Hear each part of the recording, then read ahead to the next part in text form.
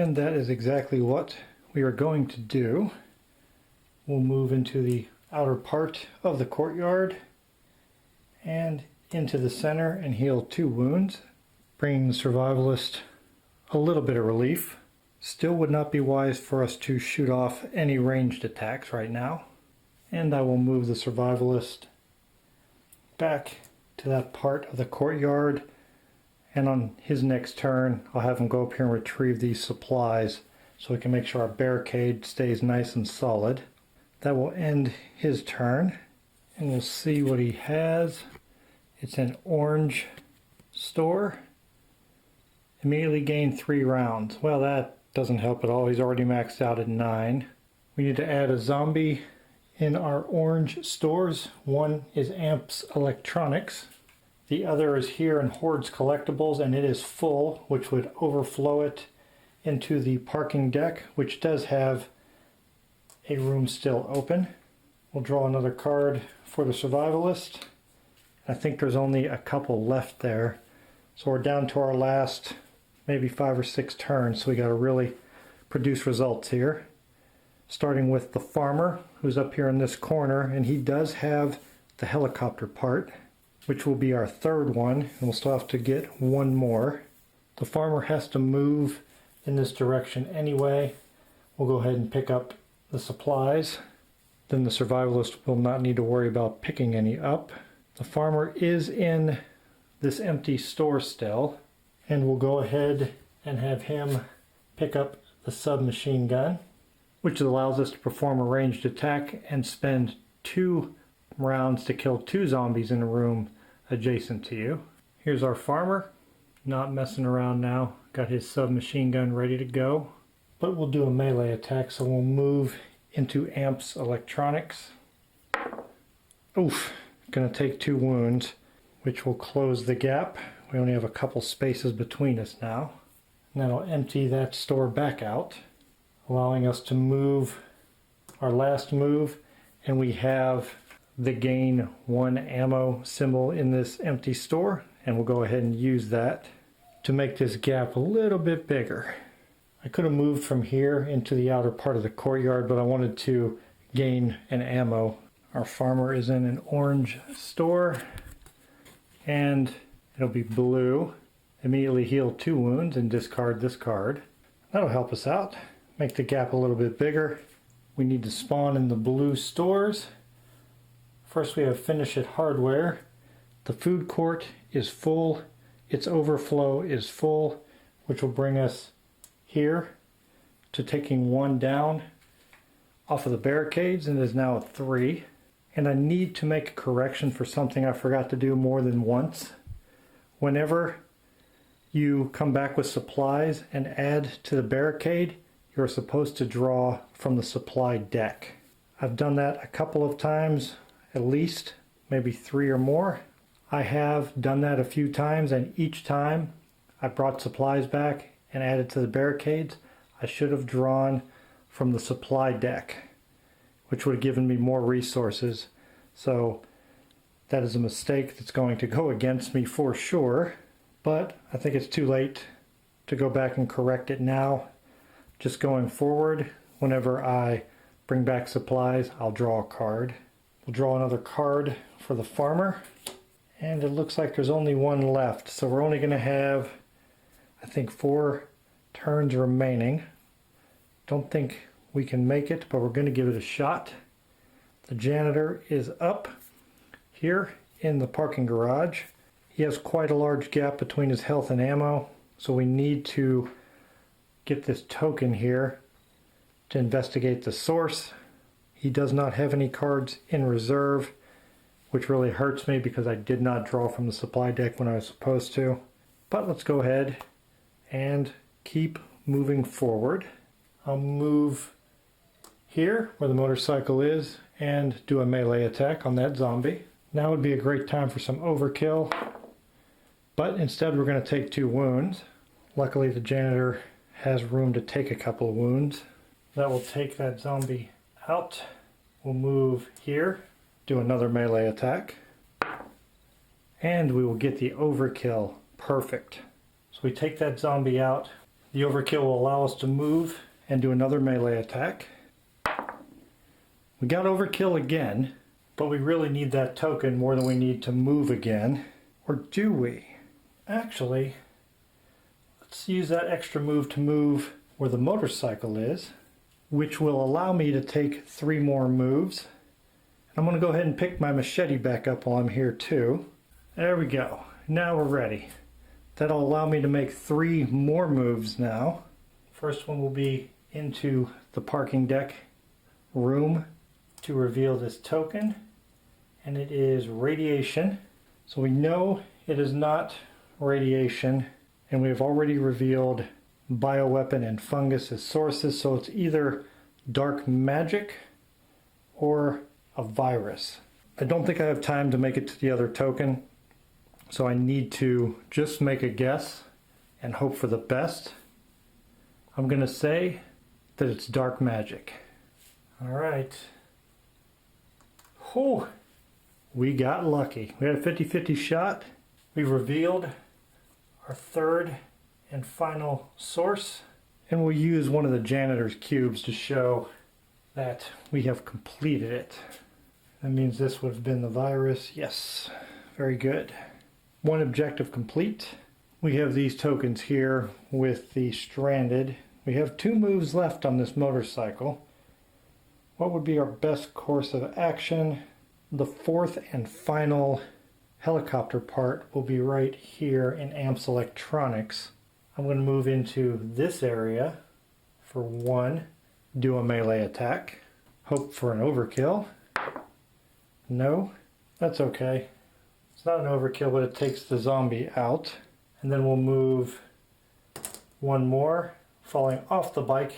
The bike's going away anyway for our 3rd move, bringing us closer to those tokens. We'll put the bike back where it goes. That'll put our janitor just a few away from these tokens here. Actually just 1 room away, and then only 1 room from there away to the next one. So if we can take out a couple of zombies, we might have a chance. Right now we are in a green store, and the janitor has a purple card. Immediately gain 1 ammo. He's already maxed out. The purple locations are the parking deck and Gamelin World, which is full and connected to the courtyard, which will take us down to 2 on the barricade. And we'll draw our final card and give it to the janitor, which means the janitor is going to have the last turn, because it states in the rulebook that once the entire search deck has been depleted and all search cards have been revealed, after that each human player will take 1 more turn and the game ends. So we have some time left, more than I thought. So we'll continue to play until all of the cards have been revealed and everybody gets 1 more turn. That's great. So we have 6 turns remaining instead of 3. So the survivalist will go, and he's right here. We need to get ready for the next helicopter part that's coming. So what I will do is move 1 into the courtyard so I can heal 2, just to make sure he's strong enough. Then move back out of the courtyard and move into Amps Electronics. That's empty. So I could have gained an ammo, but the survivalist is maxed out. And now we're ready. When that 4th part appears, he can move 1. Even if the zombie's there, he could take a zombie out and gain that last helicopter part. We'll check our survivalist card, and it is orange, and it is an explosion. Choose 1 weapon or item that you are carrying and remove it from the game, or take a wound. The survivalist has that golf club. If we take a wound, I don't think the golf club is too important right now, so I'll go ahead and remove it from the game. Oh boy, we're in trouble here. That card was an orange one, and Amps Electronics is orange. So we're going to have to add 2 zombies, which will cause both the farmer and the survivalist to be overrun. The survivalist has nothing to drop, so we don't have to do a drop check. But the farmer does, but the farmer is also country tough. Survivalist will take a wound. First, the farmer will see if he even takes that wound. He does not. And now he has to do a drop check, see if he loses his submachine gun. And he does not. Our other orange store is up here, Horde's Collectibles. One zombie will go there. The next one would overflow into the parking deck, but we have no zombies left in the pool to place out.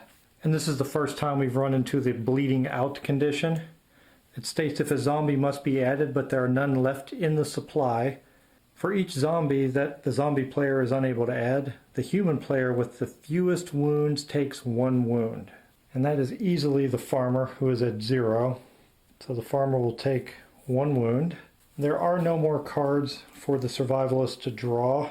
So we have 2 more turns where we reveal search cards before we completely run out and start the very final turns of each player. The survivalist is complete. And now we will move on to the farmer, who is there in Amps Electronics with him. He has those supplies and that helicopter part. And we'll move 1. And we could spend 2 ammo to take both of those zombies out because we have the submachine gun. And I think I'll take that chance and go for it. Again, if you perform a ranged attack, you may instead spend 2 to kill 2 zombies in rooms adjacent to you. And both of these rooms are adjacent to this area. So I will spend 2 to take out 2 zombies, which will close the gap down to just a few, but we're about to heal. Make our second move into the courtyard, healing 2. So that'll widen the gap a little bit. Deliver the helicopter part and the supplies. The scenario goes ahead 1. Now we have to drop the part on space number 4. Which is right here in Amps Electronics. We brought the supplies back, so we'll add 2 to the barricade, taking it up to 4. Drop the supplies back in Finish It Hardware. And for the first time, we'll remember to draw from the supply deck. And we'll get a Ninja Star, which is a backpack item. We already know what that does, so we'll put that in the farmer's backpack. And he still has 1 more move. We need to get that helicopter part. And we need to secure our last stranded person. So we'll move in this direction. And I'll go ahead and do a ranged attack against this zombie here. Taking the ammo down. Got a really small gap there, but I think I'm safe since I'm in the courtyard. And that will end our farmer's turn. We'll see what he has. We have a purple, and it is a bazooka. After a ranged attack, you must roll melee die. If you roll overkill, all zombies in that store are killed. If you roll a wound, take those wounds. So we have the purple buildings. Need to have zombies added. That is the parking deck. And it's a Gamelin world here, which is full, which will flow into the courtyard, taking it down to 3. I don't think I'll be going after the bazooka anytime soon. At this stage in the game, I don't think I need the bazooka, so we'll put it over here in Amps Electronics. Again, since I was in the courtyard, I can put it in one of the 4 stores that are connected to the courtyard. There's no card for the farmer, so we'll take the janitor's turn.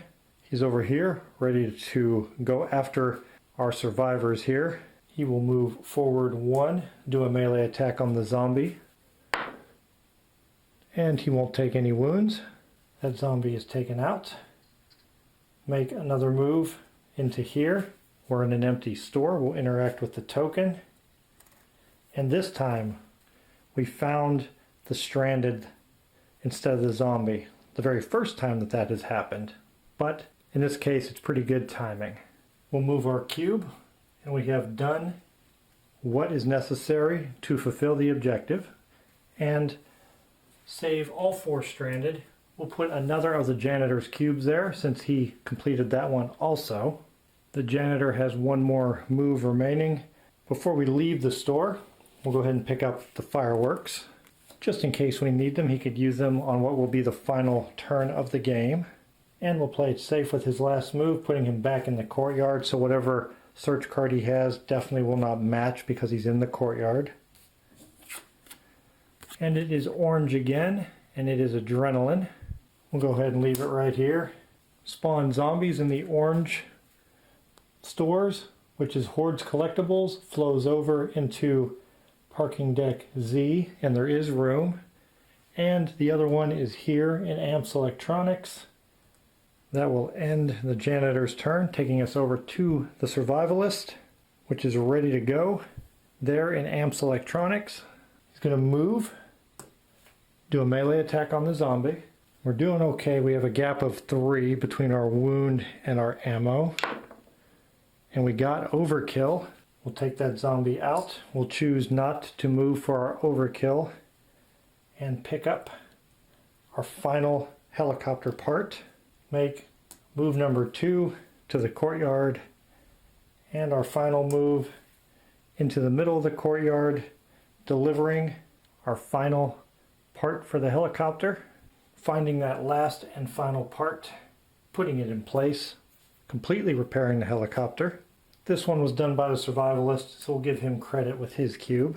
And that is it. We have done it. The game ends immediately when you have completed all 3 objectives. We still had 1 turn to go with the farmer and 1 turn to go with the janitor, so we almost didn't make it. Despite my errors and not taking from the supply deck when I brought supplies back, except for 1 time, I still managed to pull this victory out. Hopefully, as you're watching this and as I go back through doing the editing, I don't find more errors that would skew the results. But I think it went pretty well. I did have the 2 tokens that I had to use up because of the barricades. If I would have played on hard or epic, I definitely would have lost. I think playing on normal is a pretty good challenge. I've played the game, I think this was my 5th time, and this is actually the first time I've won. And in the other games, I remembered to take from the supply deck when I got supplies. This time I didn't for most of the game and still managed to pull it out. So maybe the trick is make that error over and over again and I can win. Being supplied poorly seemed to work out for me, in this instance at least. Hope you enjoyed the playthrough of Tiny Epic Zombies. I'll give you my thoughts on the game, starting with the rule book. It's not a complicated rule set. The rule book is laid out really well. The game setup is quite detailed, and they even give you a numbered picture to show you where things go during the setup and how to assemble the supply and search decks. Good instruction on wounds and ammo, being eaten alive, what you can do during your turn, interacting with tokens and room abilities. So everything is here and is well laid out. I did not have a hard time understanding the rules, and I didn't have a hard time finding things when I was looking for them. I imagine that most of the weapons were in the supply deck, it looks like. Let's take a look at it. A lot of weapons you didn't get to see because I made that mistake. Oh, the service dog was there, but he was far down enough that I would not have gotten to him. I might have made it to things like the axe, revolver, crossbow, crowbar, chainsaw. Never got a chance to use those in this playthrough because of my mistake. The components are well made. The tokens are all wooden with little stickers on them. I did see people complaining that when they got their zombies and other tokens that there was a little bit extra, and you can see that on here. It may not come across on camera. Let me turn it that way. It's really difficult to see, but you can see that little bit of sticker on the underside sticking out from the edge of the zombie. Whenever you get them, if you just rub your finger on the edge of it, it goes away and it does not peel off on the area. So just rub the edge of it with your finger and it'll smooth right out and the excess will fall off. It's a very minor thing to really complain about, but the tokens are really fun, little zombie tokens. You'll find little pieces of the sticker the first few times you play as they're being rubbed off, as the pieces are being handled. Not a big deal. Didn't matter to me one bit. I just saw people posting pictures and complaining about it. Didn't bother me at all. All the little plastic weapons are really fun. The cards are pretty good. Nice smooth finish on them. It looks like a little bit of a linen finish, not real deep, not a real thick core, So these would be nice for somebody that wants to sleeve cards. But they're sturdy enough up to normal gameplay and normal people handling them and not bending them back and forth. I do like the fact that there are 18 characters that come with the game, at least my version. Some of these might have been Kickstarter exclusives, but you have a ton of variety, which is quite evident because the 3 that I played with never came up in my other playthroughs. And there are 9 objectives, which you'll only use 3 of, and there are 3 in this stack right here that I haven't played yet. And don't forget, on the back side of these 8 stores are 8 other stores. So between 18 characters being available, 9 different objectives, 8 double-sided stores giving you 16 different stores, and then you're putting them in random configuration on top of that. There is a ton of variety, a ton of randomness, which will force you to take different avenues of approach, different ways of completing your objectives, because they're all not going to be the same. And the places you need to go may be spread out all over the place. I got lucky, those last 2 were right here next to each other. But I really, really like random setup, modular boards or modular cards that shift around. So that really worked well for me. Really enjoy that aspect of it too. The theme, I mean, it's zombies. I have a ton of games with zombies that are part of the theme. So it was a easy sale to me. It is really fun. It's easy to pick up and teach somebody. And I really like that you have cooperative and competitive and different versions of that, in that you have a cooperative game versus a zombie player, so everybody would be against the zombie. You have cooperative like I did here where the AI controls the zombie. You have a competitive game where everyone's against each other and there's a zombie player also. You have regular competitive where everyone's against each other and the AI controls the zombie. And then you have a solo mode where you just use 2 survivors. I went ahead and just did a solo game, threw in an extra survivor just for a little more variety.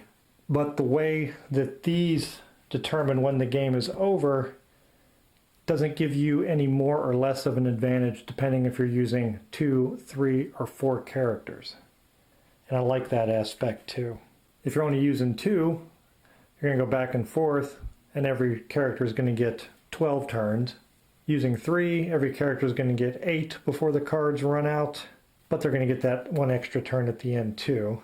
If you're using all 4, everybody's going to get 6 turns. So this timer really works no matter how many people you have playing the game. I have not played competitive or co-op with a zombie player controlling the zombie, because with the horde marker they get different abilities throughout the game that they can use on people. And instead of any time a player does their search card in the solo version or co-op version where you're going against the AI, you just draw another card and put it next to you face down. If there's a person controlling the zombies, they'll have a hand, I believe, of 4 cards.